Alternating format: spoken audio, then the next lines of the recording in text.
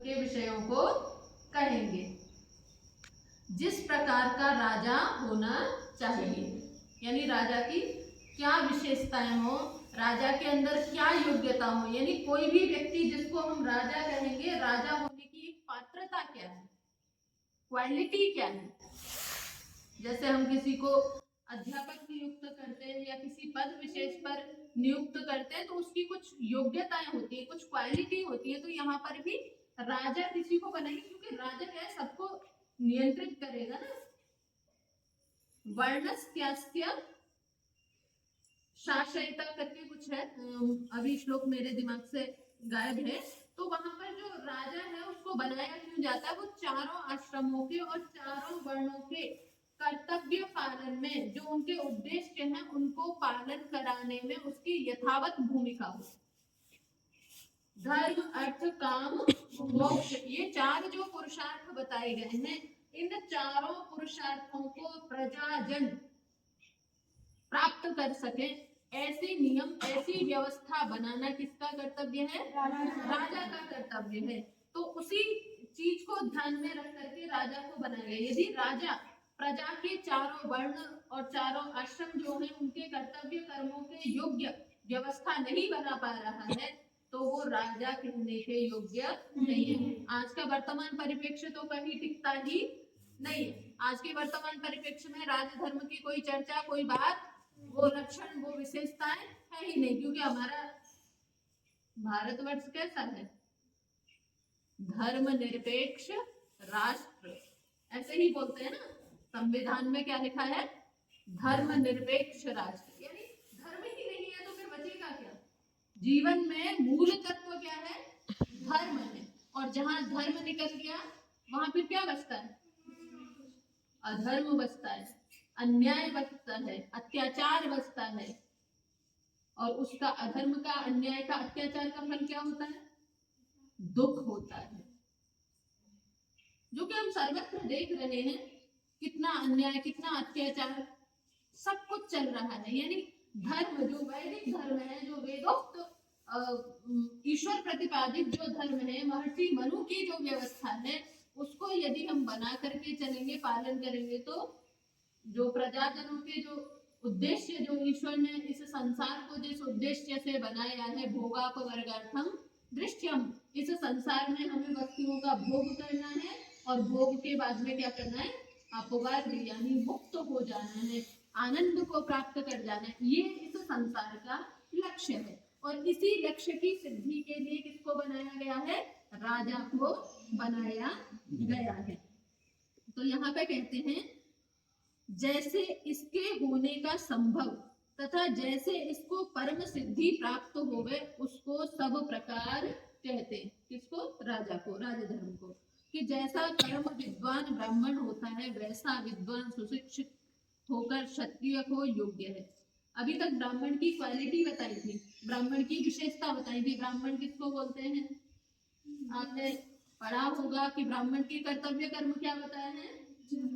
सबसे पहले इज्या, है ना, अध्ययनम, अध्यापनम, यजनम, याजनम, दानम, प्रतिग्रहश्चैव ब्रह्म कर्म स्वभावजम। सबसे पहला कर्तव्य क्या है, अध्ययन है, यानी स्वयं पढ़ेगा। जब व्यक्ति स्वयं पढ़ेगा तभी अन्यों को पढ़ाने में समर्थ होगा। जिसको स्वयं तलवार चलानी आती होगी वही दूसरों को तलवार चलाना सिखा सकता है। जिसको स्वयं योग विद्या आती होगी वही दूसरों को योग विद्या सिखा सकता है। तो सबसे पहला कर्म क्या बताया ब्राह्मण का, अध्ययन। और दूसरा क्या है, फिर अध्यापन है, और फिर क्या है, यजनम, याजनम, स्वयं यज्ञ करना और अन्यों के यज्ञों का प्रतिपादन संपादन कराना, दान देना और दान लेना, दोनों ही कर्तव्य है। ऐसा नहीं है केवल लीजिए लीजिए और रखते चले जाइए, दान लेना भी है और समाज के लिए देना भी है।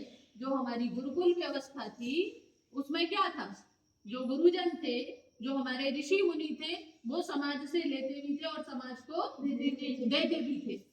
अनेक ऐसे अवसर आए हैं जहां पर समाज को जो है हमारे गुरुकुलों के द्वारा दिया गया। और सबसे बड़ा देना क्या है, जो गुरुजन विद्यार्थी तैयार करते हैं, क्या करते हैं, विद्यार्थी तैयार करते हैं, समाज को योग्य जो स्नातक प्रदान करते हैं, जो नागरिक प्रदान करते हैं, वो सबसे बड़ा दान है।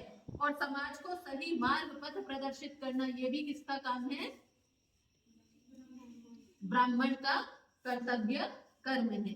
तो ये कह रहा है जैसे ब्राह्मण का योग्य सुशिक्षा बताई है, वैसे ही योग्य सुशिक्षा किसके लिए है? क्षत्रिय के लिए है।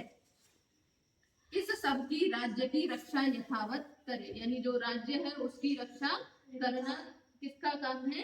राजा का कर्तव्य कर्म है। अब वेद का मंत्र है, त्रीणी राजाना विदथे पुरूणी परिविश्वानि भूषतः सदांसि। अब ईश्वर क्या उपदेश देते हैं? ईश्वर उपदेश करते हुए कहते हैं कि राजाना, राजा और प्रजा के पुरुष मिलके विदथे सुख प्राप्ति और विज्ञान वृद्धि कारक राजा प्रजा के संबंध रूप व्यवहार में, विदथे का क्या अर्थ किया है? सुख प्राप्ति और विज्ञान वृद्धि कारक। देखो प्रत्येक व्यक्ति, प्रत्येक जीव जंतु, व्यक्ति की तो बात छोड़ो, जो एक चींटी भी होती है ना, वो भी क्या चाहती है? सुख चाहती है। यानी प्रत्येक जीव जंतु जिसके भी अंदर श्वसन क्रिया है, जिसके भी अंदर आत्मा है, हर जीव जंतु क्या चाहता है? प्राणी मात्र सुख चाहता है। तो ये कह रहा है सुख प्राप्ति, और दूसरा क्या है? विज्ञान वृद्धि कारक। अब विज्ञान तो चाहिए, समाज में रहना है, देश में रहना है, तो जैसे जैसे विज्ञान बढ़ेगा, यानी सुख सुविधाएं किसके लिए? सुख सुविधाएं जो है वो किसके लिए है? हमारे मार्ग को सरल बनाने के लिए। जैसे मान लीजिए हमें दिल्ली जाना है, हम बाइक से जाएंगे कितना समय लगेगा, कार से जाएंगे कितना समय लगेगा, एरोप्लेन से जाएंगे कितना समय लगेगा, हम पैदल जाएंगे कितना समय लगेगा, साइकिल से जाएंगे कितना समय लगेगा। हर एक उसमें समय में क्या है? अंतर है। और वही समय जब बचेगा, हम मान लीजिए एरोप्लेन से जा रहे हैं या हम बाई कार जा रहे हैं, हम बाई बस जाते हैं तो हमें 5 घंटे लगते हैं, और यहाँ से हम बाई कार जा रहे हैं तो हमें 3 घंटे लगेंगे, 2.5-3 घंटे। इतने समय में हम दिल्ली पहुंच रहे हैं, तो हमारे कितने बच गए? 2.5 घंटे, 2 घंटे क्या हो गए? बच गए। उनको हम क्या विद्या अध्ययन में लगा सकते हैं, अन्य उन्नति के कार्यों में लगा सकते हैं, हम साधना में लगा सकते हैं, हम अपने जीवन की उन्नति में लगा सकते हैं। तो ये कह रहे विज्ञान वृद्धि करती है। जितने भी ऐश्वर्य के साधन जो आपको दिखाई देते हैं, ये क्या है? विज्ञान। यानी तो ऐसे कर्मों को करना है जो विज्ञान की वृद्धि कराने वाले हो। आज हमारे पास में दूरभाष है, हम कहीं भी बैठे हुए क्या है? किसी को भी सुन सकते हैं। वो एक अलग बात है कि हर चीज के सकारात्मक और नकारात्मक दोनों पहलू होते हैं। हम किसी वस्तु का कितना प्रयोग करते हैं, कैसे सदुपयोग करते हैं, क्या उसका लाभ लेते हैं, और हम उसको गलत चीज में भी यूज कर सकते हैं। दोनों ही पक्ष देखने को मिल रहे हैं। ये व्यक्ति के विवेक पर निर्भर करता है, और ये राजा के विवेक पर भी निर्भर करता है कि राजा इस चीज को कितना जो है प्रयोग के योग्य या अपनी प्रजा के सुख उन्नति में सहायक समझता है, तो उतना अलाउ करे।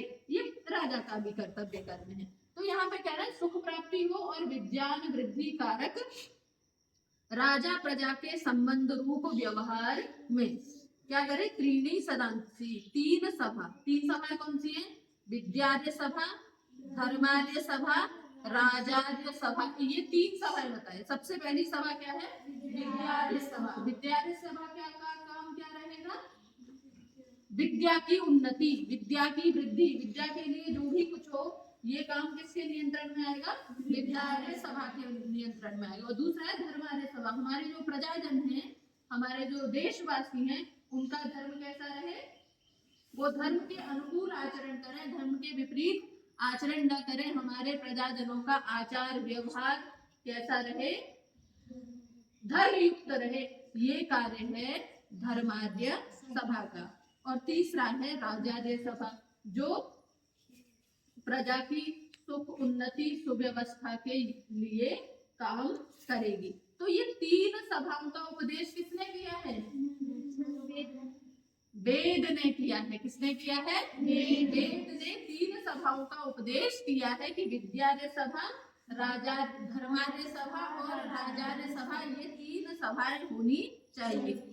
और कह रहे हैं पुरूणी, बहुत प्रकार के, विश्वानी, समग्र प्रजा संबंधी मनुष्य आदि प्राणियों को परिभूषत सब ओर से विद्या स्वातंत्र्य धर्म सुशिक्षा और धनादि से अलंकृत करे। ये किसका काम है? राजा और प्रजा के पुरुष मिलकर के। राजा और प्रजा के पुरुष, एक तो राजा हो गया, अब राजा के जो सहयोगी होते हैं, मंत्री हैं, अमात्य हैं, सेनापति हैं, जो भी उसके सहयोगी वर्ग हैं, वो क्या है? प्रजा के ही लोग हैं, वो प्रजा में से ही आते हैं ना, राजा भी प्रजा में से आता है। तो उनका काम क्या है कि ऐसे ऐसे कर्मों को किया जाए जिससे प्रजा कैसी रहे? सुखी रहे, जिससे हमारी प्रजा में क्या हो? विज्ञान की वृद्धि हो। हमारी प्रजा क्या है? विज्ञान के लिए, विद्या के लिए, शिल्प विद्या के लिए काम करने वाली हो। और 3 सभाओं की स्थापना बता दी, विद्यालय, धर्मालय और राजालय सभा। और इसके बाद में जो है प्रजा को जो है स्वतंत्र भी छोड़ना है। ऐसा नहीं है कि प्रजा को एक खूंटे से बांध करके रख दिया। स्वातंत्र, धर्म, सुशिक्षा और धनादि से अलंकृत करना है। यानी मेरे गुरुजी कहते थे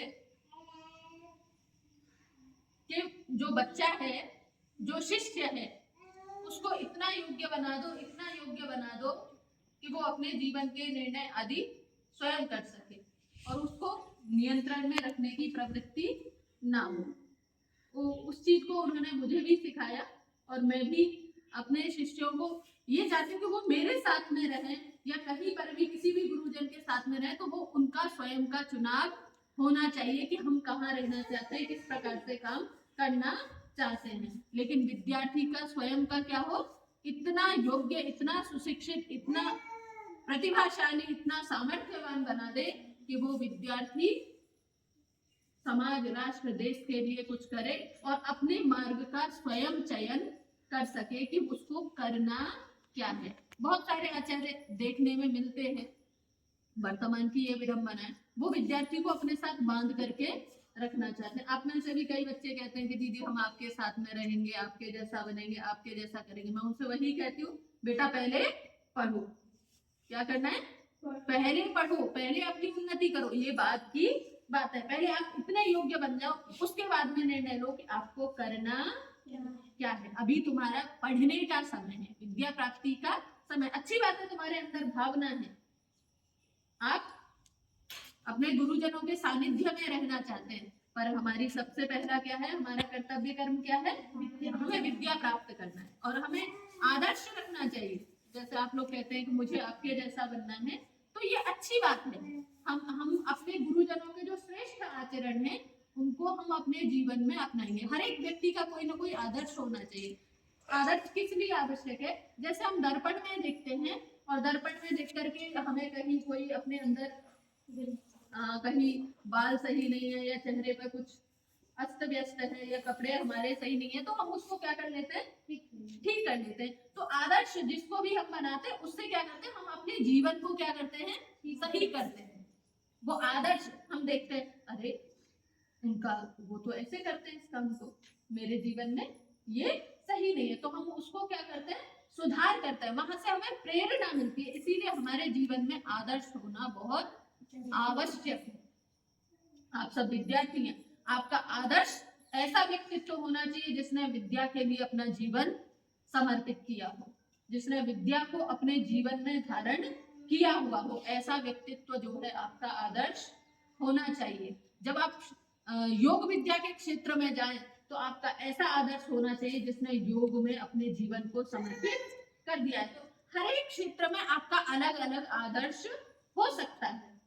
यानी जिस व्यक्ति ने जिस क्षेत्र में अच्छा किया है वो व्यक्ति उस क्षेत्र में आपका आदर्श हो जाएगा। कोई भी व्यक्ति परिपूर्ण नहीं होता है, तो हर एक व्यक्ति जो है आपका सब क्षेत्रों में गुरु नहीं हो सकता है ना। मुझे कुछ आता है, सुभी जी को कुछ आता है, वरेण्या जी को कुछ आता है, हम सब मिल करके क्या करते हैं? आपकी उन्नति के लिए प्रयास करते हैं। तो हर एक व्यक्ति अपने अलग अलग क्षेत्र के जो है अलग अलग आदर्श और आचरण व्यवहार संबंधी आपका एक ही आदर्श, जो जिसका आचरण व्यवहार बहुत ही शुद्ध पवित्र हो, ऐसा व्यक्तित्व जो है आपके जीवन का आदर्श होना चाहिए। तो ये कह रहे हैं यहाँ पर धर्म सुशिक्षा आदि से जो है अलंकृत करने की अपनी प्रजा को बात की है।